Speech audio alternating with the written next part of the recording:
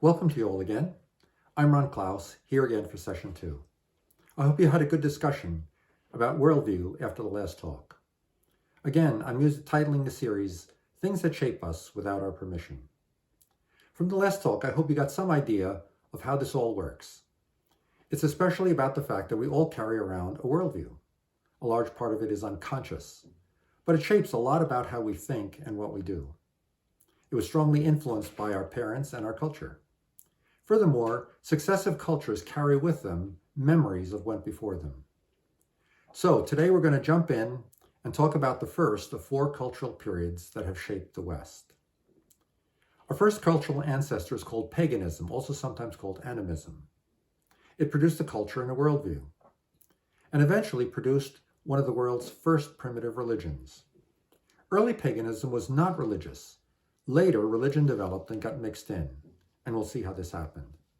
So, okay, I've said the dirty word, religion. That makes certain people nervous, so let me give you a few disclaimers. First, I'm not going to try to convert you to anything, so take a deep breath. When I lived on the East Coast, I had an office on the 3rd floor of my home. A certain religious group used to ring my doorbell at least every other week to try to talk to me about their religion. Maybe they were well-meaning, maybe they wanted to save my soul from hell, but they got to be a pain in the neck. I had to walk 2 flights down and 2 back up just to tell them for the nth time that I already had my conversations with them and I wasn't interested in talking with them anymore. Finally, I had to put up a small sign on my doorbell asking them not to ring my doorbell again. I wasn't interested. So I understand why many people don't want to get into discussions in which they feel they're pushed to convert to something, so we're not going to go down that route. In fact, I'm going to talk about both the upsides and downsides of religion because there are both. Religion can be good or bad and can also change from one to the other. Religion has produced some of the greatest charities that the world has seen. It has also produced terrorists.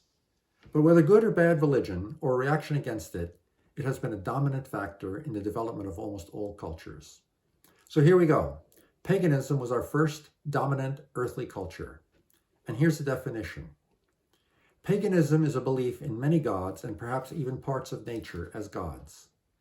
Thus, paganism is polytheistic. There's more than one god. But it didn't really happen to become a religion right away. This may seem very strange, but we're going to be talking about the transition.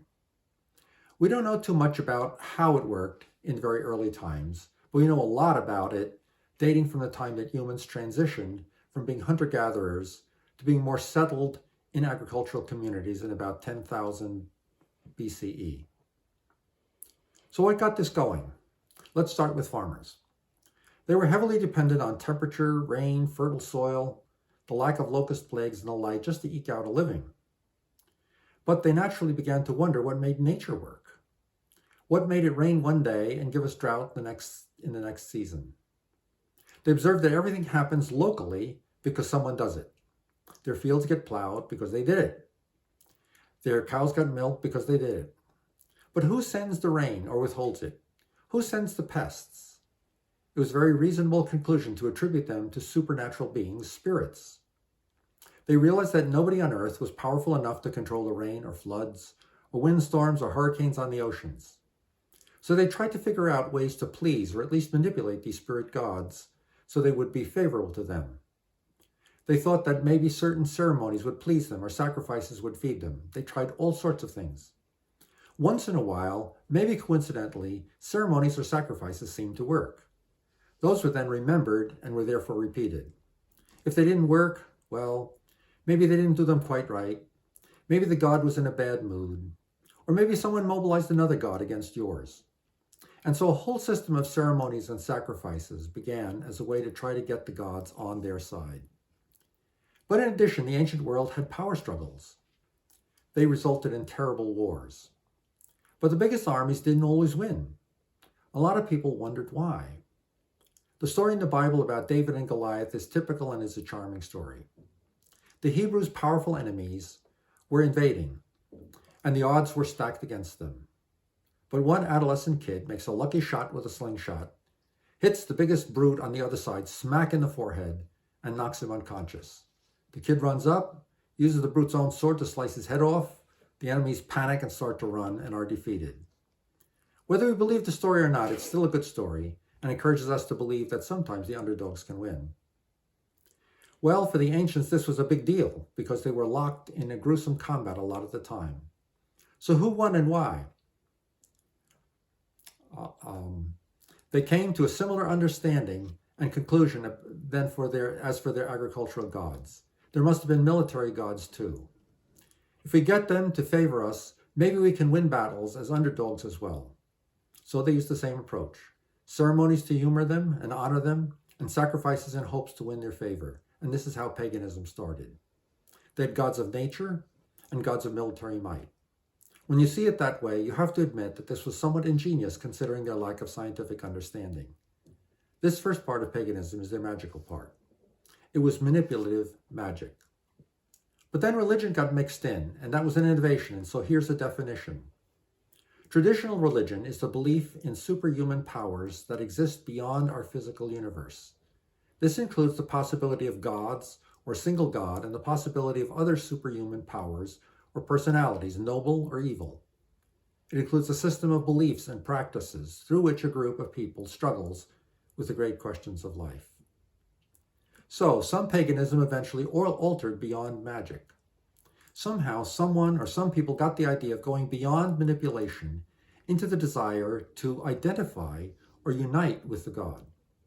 The idea that such a deeper union would lead to a different kind of relationship in which you want a deeper level of oneness with the god was very favorable. This would get you permanently on his or her side. Such union could take place through visions, trances, or prophecy, that is, letting a god speak through you. Such experiences came to be common in paganism. People who got good at producing them were called shamans or prophets. This was how paganism developed its first religious impulses. The idea of connection with the divine is still common today.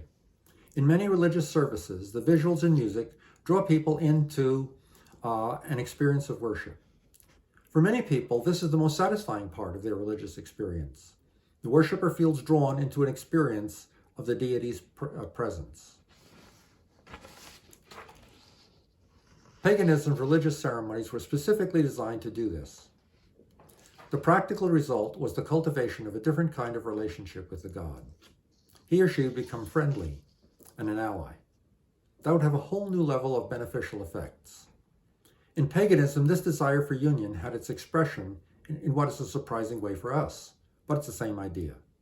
Their religious festivals were often sexual orgies, complete with temple prostitutes. However, this was not just about sex. Some of the gods were fertility gods. They had the power to make a person's animals reproduce well, and that would bring prosperity. So the orgies were there, perhaps crude attempts to express a kind of union with their fertility gods, by doing the kinds of things that their animals would have to do to increase their offspring and their owner's prosperity. That may not make a lot of sense to us, but it did to them. So that's paganism. But what are its problems? First, it left people with a great sense of insecurity. You never knew if you had pleased all the gods enough. You're always suspicious that your neighbors might be manipulating some god against you. Second, paganism contained no ethical foundations, therefore it got very cruel.